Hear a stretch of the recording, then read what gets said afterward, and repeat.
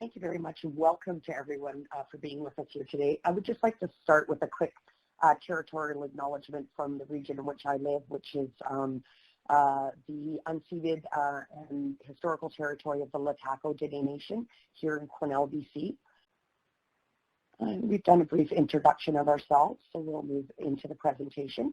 I just want to recognize that the PEEP acronym actually originally stood for Peer Engagement and Evaluation Project, where we had done research around the province of BC, gathering information from people with lived and living experience about how the successes and barriers to accessing harm reduction. And that's kind of where PEEP was born. Since we moved away from the lens of research, we have moved towards, changed our acronym to Professionals for Ethical Engagement of Peers, and that's where we stand today.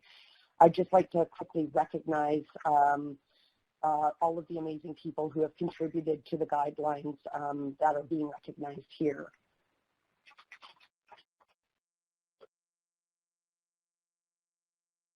So the title of our presentation is Peer Engagement Principles and Best Practices to Achieve Equity in Public Health. So we want to break down the title to help give our presentation some context. First, we'll explain what it means by peers and then talk about equity. So who is a peer in the context of our conversation today? People with lived or living experience with substance use, or the acronym PWLLE is being favored more today. Also identify people who may also have intersecting experiences with sex work, poverty, homelessness, incarceration, and other barriers to service provision. Peers are people with lived experience with drug use that informs their professional work.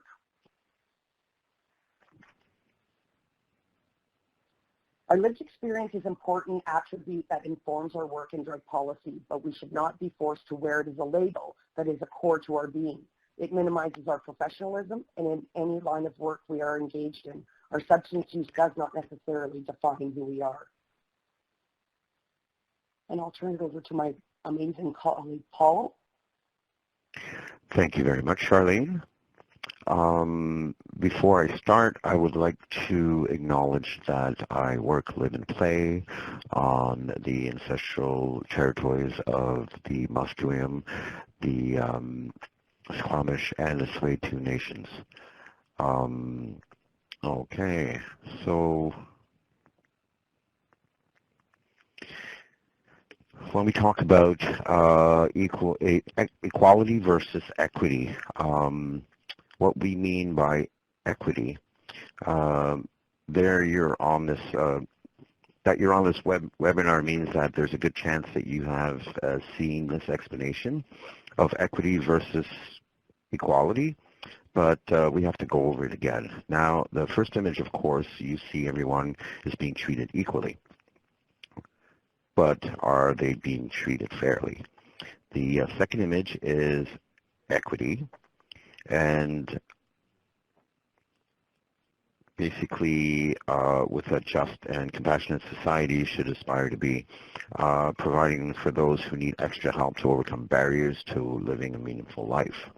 Now, the third image is also what equity looks like, but in this case, instead of barriers being overcome, the barriers to living a meaningful life has been removed.